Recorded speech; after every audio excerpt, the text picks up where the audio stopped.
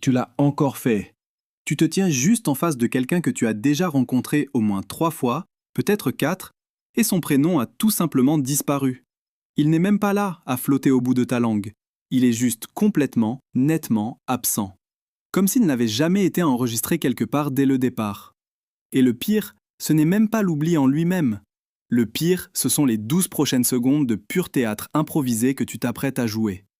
Incliner subtilement ton corps, espérer désespérément que quelqu'un d'autre dans la pièce prononce son prénom en premier, ou que son téléphone sonne, ou que le bâtiment prenne feu. On est tous passés par là, bien sûr, mais les personnes à qui cela arrive le plus souvent, celles qui oublient les prénoms de façon chronique et répétée, ne sont ni négligentes ni impolies. Et elles ne sont presque certainement pas aussi peu intelligentes qu'on les a silencieusement amenées à le croire. En réalité, il se passe quelque chose de très précis dans leur cerveau à ce moment-là, et une fois que tu l'auras compris, tu ne te sentiras plus jamais coupable de la même manière à ce sujet. Alors, commençons par ce qui se passe réellement dans la seconde où tu rencontres quelqu'un de nouveau. Ton cerveau est instantanément en train d'accomplir une quantité énorme de travail, tout exactement au même moment. Il lit son visage, il enregistre le ton de sa voix, il essaie de comprendre le contexte social, de calculer exactement où tu te situes dans cette interaction et de déterminer si cette personne t'apprécie réellement. Ou même si toi, tu l'apprécies. Le tout pendant que tu essaies désespérément de prévoir ce que tu es censé dire ensuite. Ta mémoire de travail, cet espace de stockage à court terme dans ton cortex préfrontal, est, en gros, en train de jongler avec 6 objets lourds à la fois.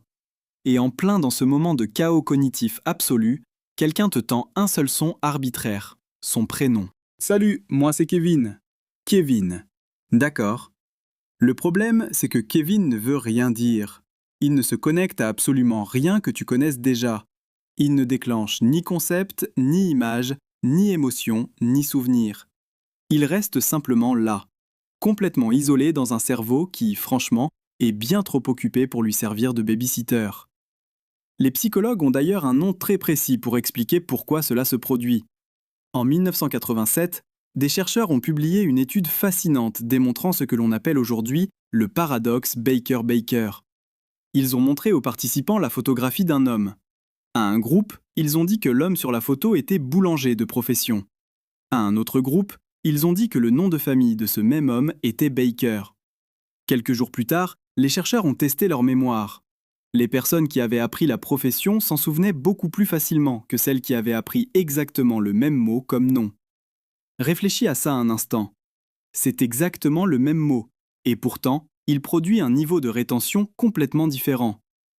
La raison tient à la manière dont fonctionne réellement la mémoire humaine. Le mot boulanger, en tant que métier, active instantanément un immense réseau d'associations mentales. Ton cerveau imagine automatiquement de la farine blanche. Il imagine l'odeur du pain frais. Il ressent la chaleur des premières heures du matin dans une boulangerie. Mais Baker, comme nom de famille, n'active absolument rien. Il flotte simplement là, dans l'obscurité, sans racines ni connexion. Les noms, par leur nature même, sont sémantiquement vides. Ce ne sont que des étiquettes arbitraires. Ton cerveau est une machine incroyablement efficace et hautement évoluée.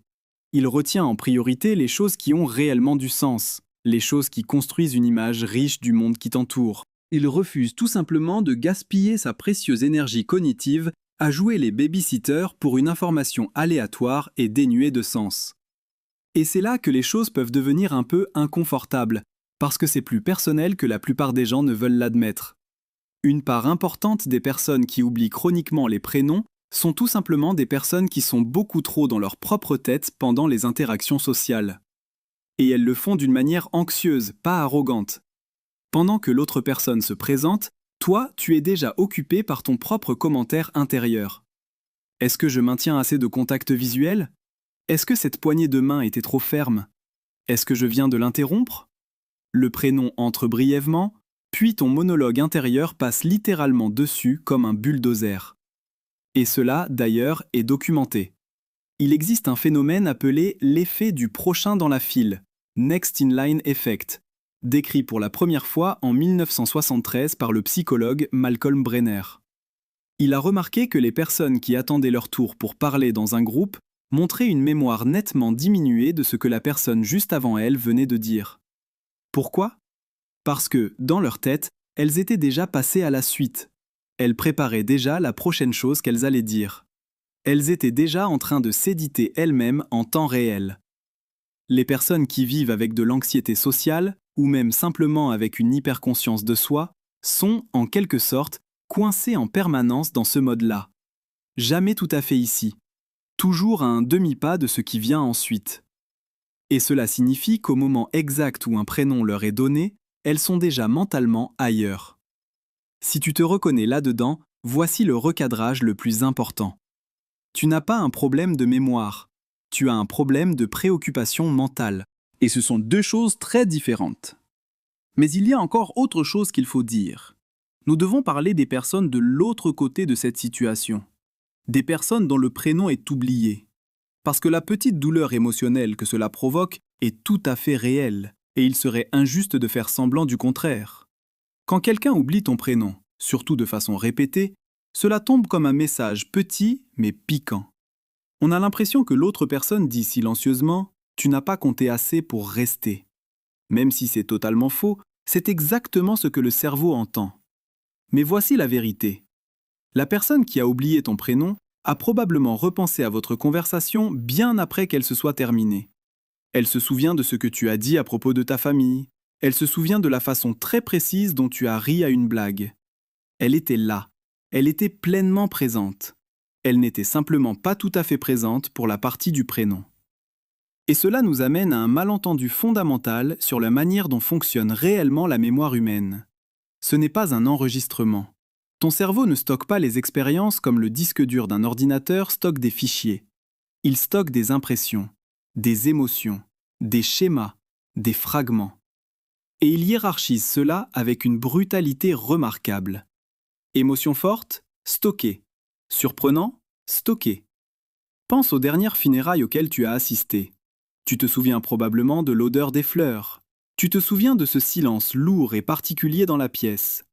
Tu te souviens d'une belle phrase que quelqu'un a prononcée et qui a résonné profondément dans ta poitrine. Mais tu ne te souviens probablement pas des mots exacts imprimés sur le livret de cérémonie. Parce que ton cerveau a pris une décision exécutive sur ce qui comptait réellement. Et ce n'était pas ce texte sec et mécanique. Les prénoms sont le livret imprimé de la cérémonie. Tout le reste d'une personne, c'est les funérailles elles-mêmes. Ton cerveau a simplement jeté le texte pour garder le ressenti. Mais voici le véritable retournement de situation. Les personnes qui oublient facilement les prénoms partagent souvent une super puissance cognitive très particulière. Ce sont ce que les psychologues appellent des penseurs hautement associatifs. Leur mémoire n'est pas cassée, elle est simplement profondément contextuelle. Si tu leur demandes ce que quelqu'un portait lors d'un dîner quelconque il y a 3 ans, elles seront peut-être réellement capables de te le dire avec un niveau de détail étonnamment vivant. Elles se souviennent des histoires, elles se souviennent des émotions, elles se souviennent de l'expression exacte sur le visage de quelqu'un au moment où cette personne a partagé quelque chose de vulnérable. Mais demande-leur le prénom de la personne juste à côté d'elle. Le vide total. Pourquoi ?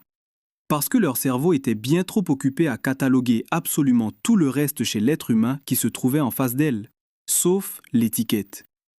Ce n'est pas un défaut de l'esprit, c'est simplement une architecture neurologique très particulière.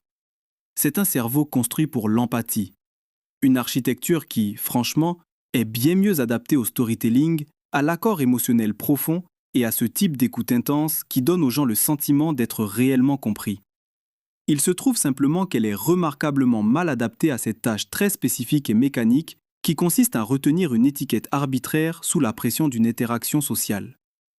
Bien sûr, rien de tout cela ne veut dire que tu ne devrais pas essayer de t'améliorer sur ce point. En réalité, on peut même un peu hacker ce processus. Répéter le prénom de quelqu'un exactement au moment où tu le rencontres ou relier délibérément son prénom à une image mentale vive dans ta tête. Ces astuces fonctionnent. Et elles fonctionnent parce que tu es en train de faire manuellement ce que ton cerveau refuse absolument de faire automatiquement. Tu le forces à construire un pont. Mais cette spirale de honte, cette croyance silencieuse et persistante selon laquelle oublier les prénoms ferait de toi une personne distante, indifférente, quelqu'un qui traverse le monde sans vraiment voir les autres. Cette partie-là est fausse. Elle l'a toujours été. Tu n'es pas absent. Tu es simplement quelqu'un dont l'esprit établit ses priorités différemment. Parfois, tu échoues simplement sur la chose la moins intéressante chez une personne.